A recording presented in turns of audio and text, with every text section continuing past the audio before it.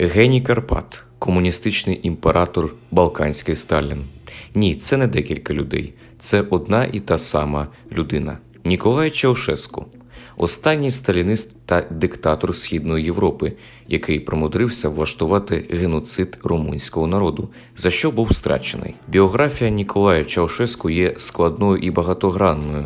Він був одним з найдовших у владі комуністичних лідерів Європи. Його правління залишило глибокий слід на Румунії, включаючи спадщину авторитаризму, репресій та економічних труднощів. Сьогодні поговоримо про це. Мене звати Дмитро Свідло, і давайте поговоримо про історію. Ніколай Чаушеску народився 26 січня 1918 року в місті Скорнічешті в Румунії. Він народився в селянській родині і був наймолодшим з 10 дітей. Його батько Андреас Чаушеску був селянським робітником.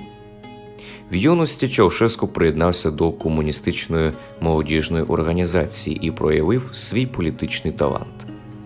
В 1932 році він вступив до Румунської комуністичної партії РКП.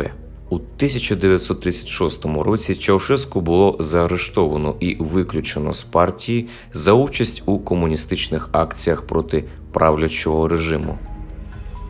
Після виходу на свободу Чаушеску продовжив свою політичну діяльність і швидко піднявся в ієрархії РКП.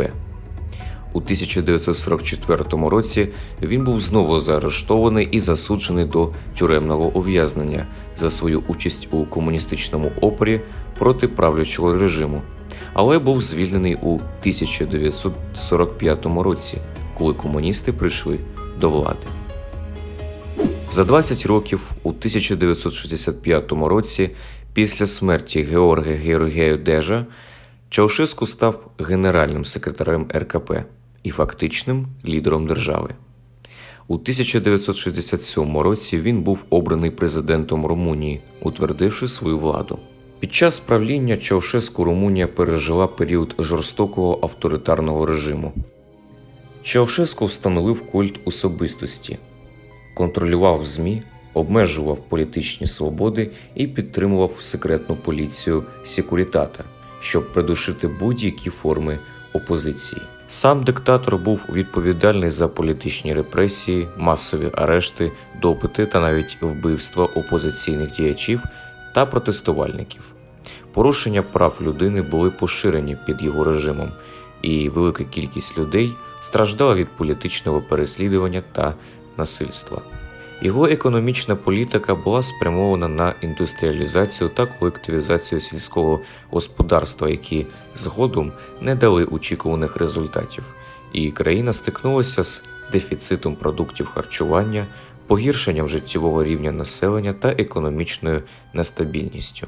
Чаушеску збагачувався на корупції та маєтках, включаючи палаци та великі президентські будівлі, тоді як багато румунів жили в незадовільних умовах. Також він здійснював примусові розселення, які призводили до зруйнування історичних районів міст та безпідставного виселення людей з їхніх домівок. Але найгірше було те, що румунський командокетр використовував свою владу для експлуатації ресурсів або робочої сили країни та збагачення свого режиму, до прикладу Трансфедеральське шосе. Сьогодні це візитівка для будь-якого туриста.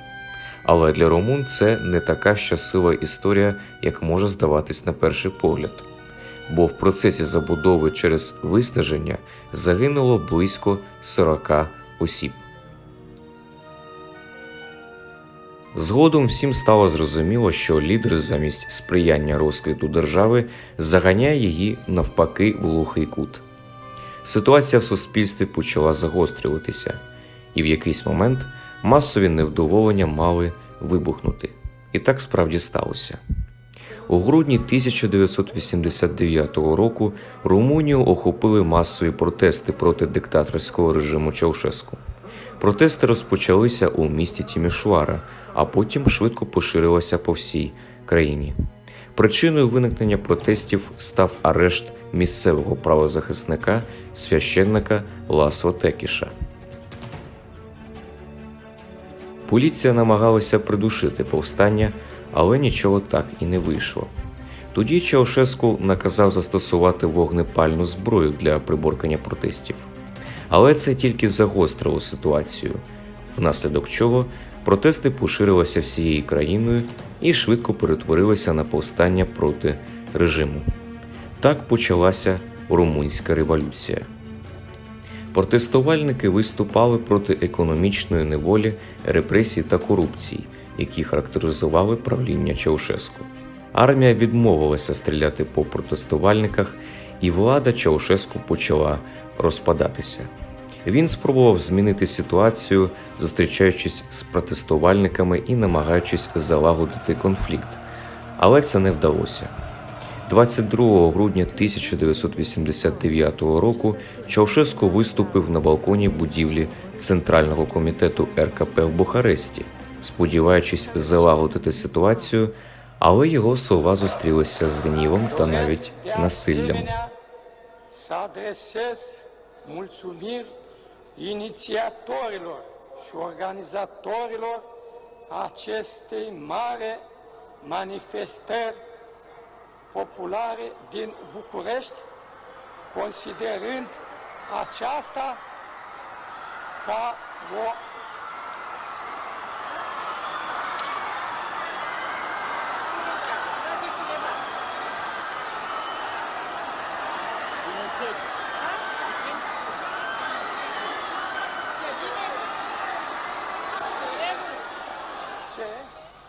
Ситуація вийшла з-під контролю. Чаушеску разом зі своєю дружиною втікли на гелікоптері та потім продовжували свою втечу на автівці. Але згодом їх спіймали в місті Терговіште. Чаушеску та його дружину заарештували і поставили під суд за злочини проти народу, включаючи злочини проти людяності та корупцію. 25 грудня на Різдво Чаушеску і його дружину було засуджено до страти. Ніколай Чаушеску та Єлена Чаушеску засуджуються до смертної кари. Вони були розстріляні того ж дня. Розстріл диктатора та його дружини транслювали по телебаченню. Згодом ці кадри облетіли весь світ. Падіння Чаушеску відзначило кінець комуністичного режиму в Румунії. Після повалення авторитарного режиму у людей з'явилася можливість оглянути апартаменти, котрі колись належали подружжю Чаушеску. Яке ж було здивування та обурення, коли прості люди побачили, в яких розкішних умовах тут колись жив Чаушеску. Навіть на сьогоднішній день антураж житлового палацу дивує своєю яскравістю та розкішністю.